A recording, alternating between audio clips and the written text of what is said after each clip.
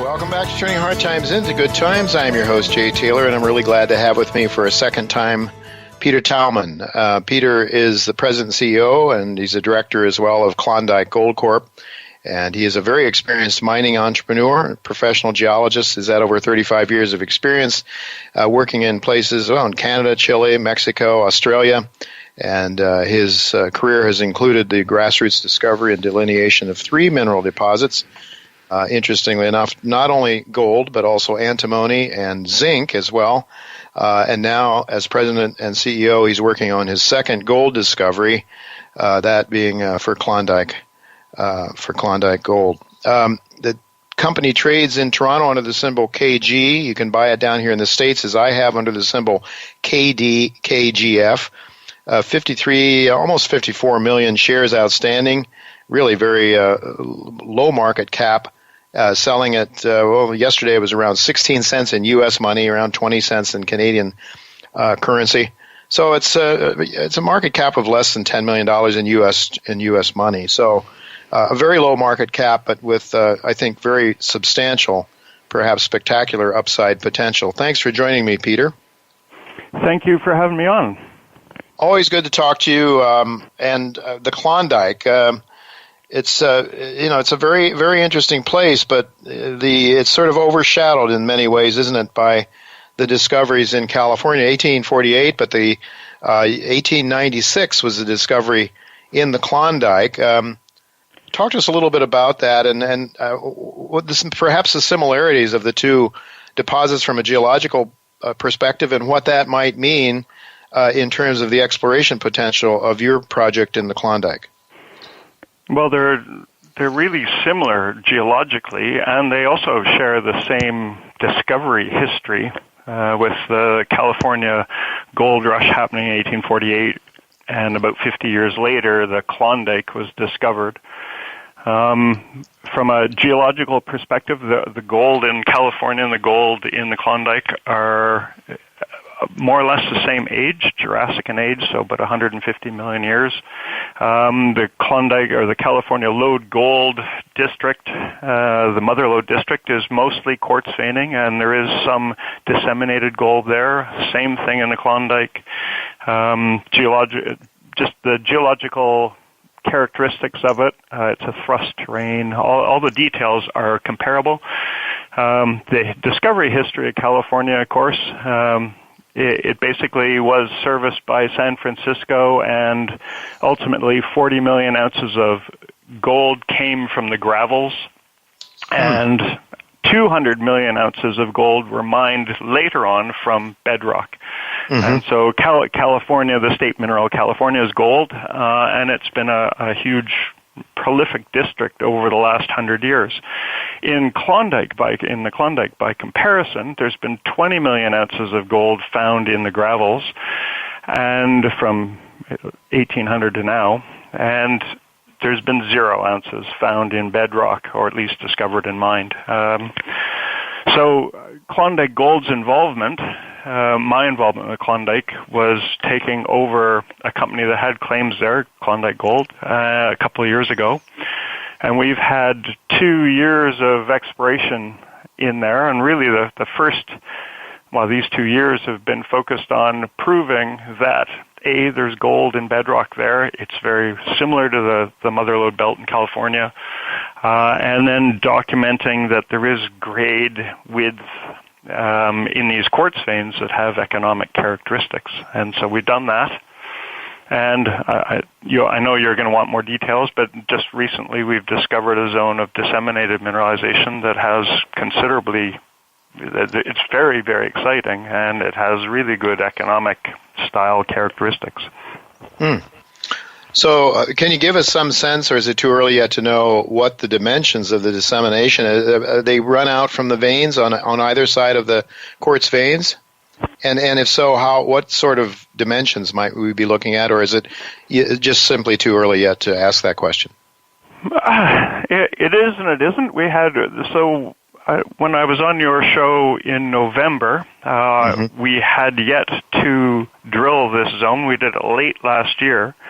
And And what I was describing then were the quartz veins, and we have got, like the Mother Lode Belt, we have a couple of zones that have lateral continuity over hundreds of meters. The best one was the Nugget Zone. That was 5 grams over 14 meters of width, and it's 200 odd meters long as drilled. And that's what we were talking about a couple of months ago. And since then, we went back to the best prospect that was discovered at the turn of the century, so at the beginning of the Klondike Gold Rush. And, frankly, I'd ignored it previously because it really had never generated any decent, like the quartz veins in there didn't go anywhere. But we went looking at it from the point of view of there is disseminated gold in some of these places, and so let's drill it as a disseminated target. And we drilled over a 700-meter lateral strike length, and all 17 holes hit, basically, and they provided some fantastic results over that length. So the best was, as a bulk tonnage target, is 2.5 grams over 37 meters.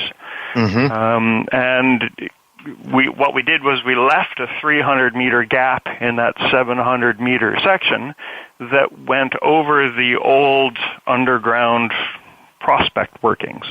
So we haven't drilled in there, but we've drilled either side of it, and we've got gold in the holes on both sides. We know there's gold in the middle because it was an old prospect, underground prospect.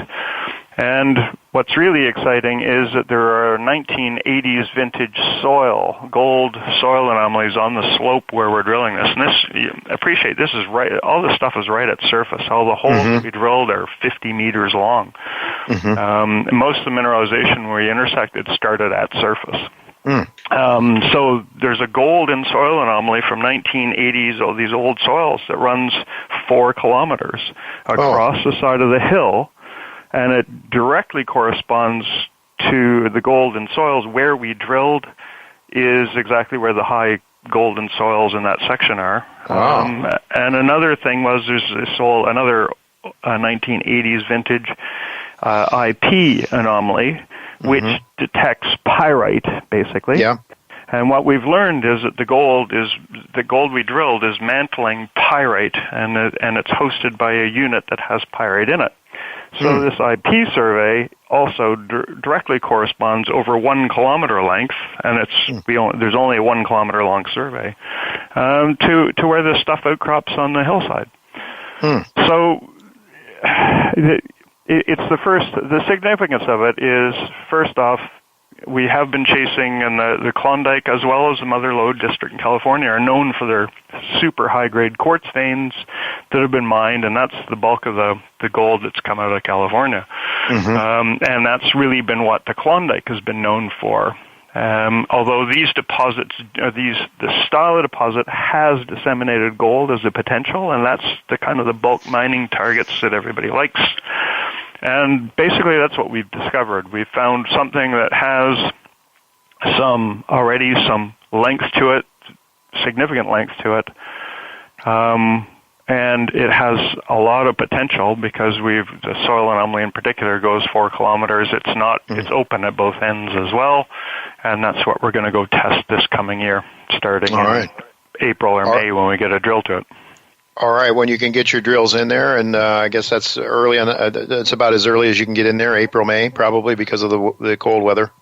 We could start early April down below. This is it's up on a rounded ridge, and the snow on the road is snow and ice is a little bit dicey, and there's really no reason to get up there and do it that early. Before, yeah.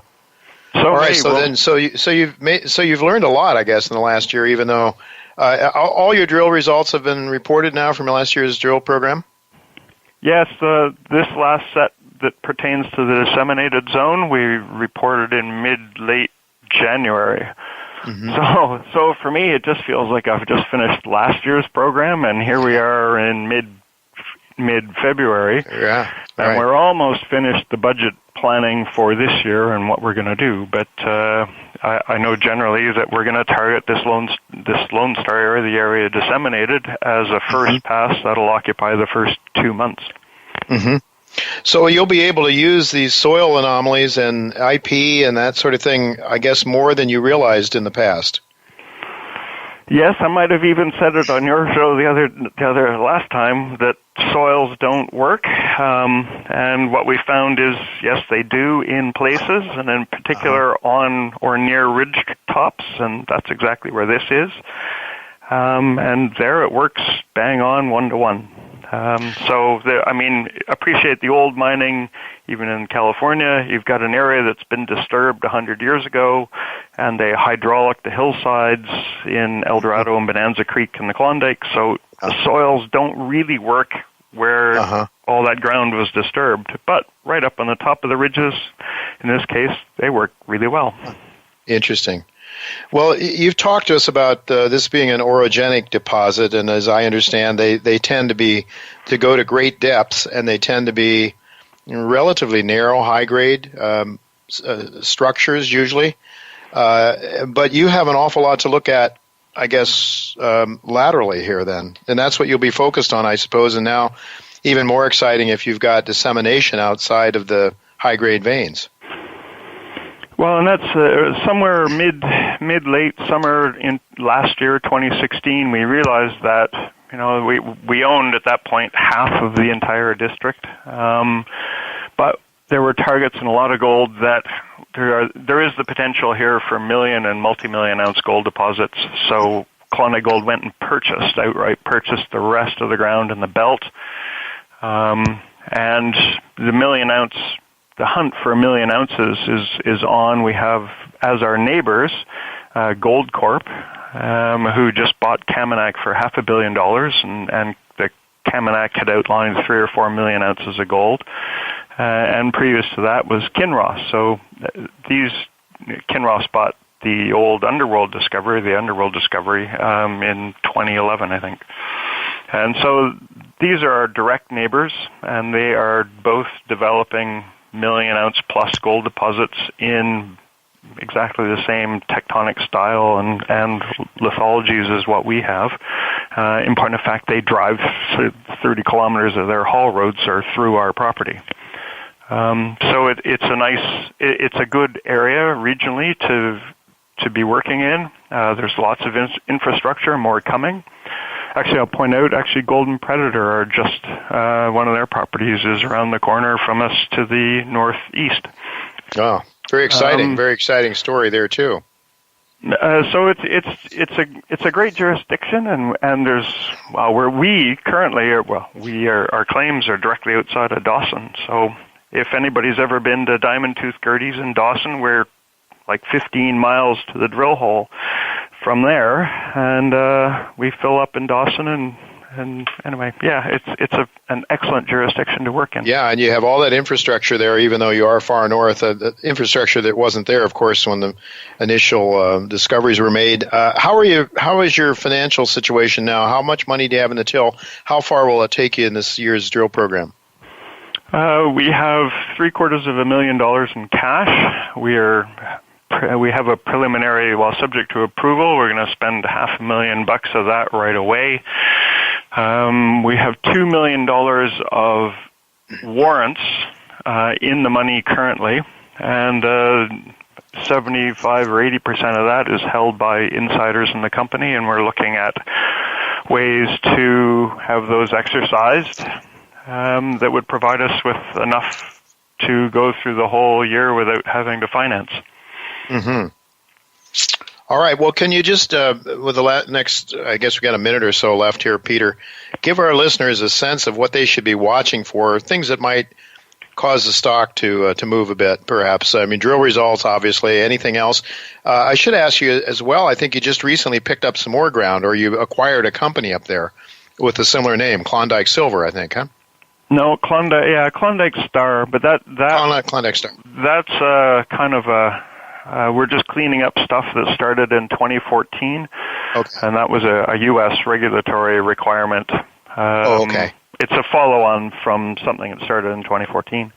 But coming in 2017, watch definitely for the results that are coming from testing this bulk target.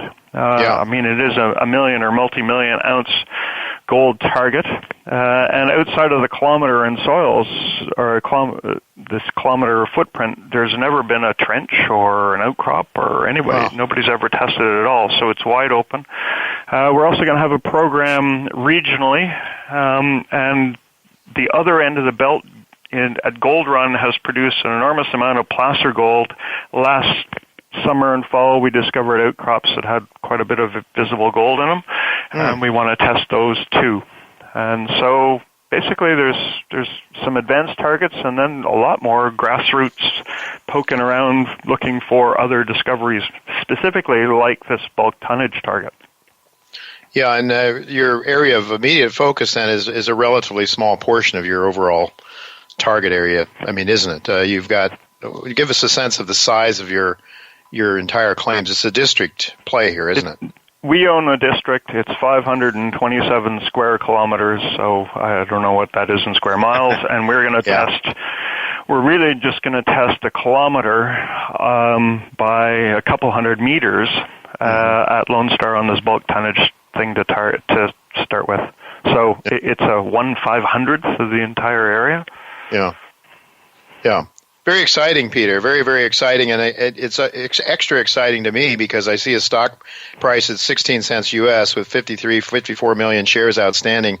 That's a baby, and so when you can start to, this is where exploration is where a lot of high returns can be made. We're not promising anything, but certainly there are some reasons to be excited, Peter. I want to thank you very much. Anything else before we say goodbye? Anything else you want to emphasize? No, I would reiterate your thoughts. Just we're at a stage where a discovery could happen easily this summer, and it could emerge if all goes well and Mother Nature cooperates. We could have something of size by the end of the summer. All right. Well, we'll certainly keep our eyes peeled on for your drill results, and hopefully we'll talk to you again sometime in the not too distant future, Peter. Thank you so much for being with us, and we'll do it again sometime soon, hopefully. Thank you very much.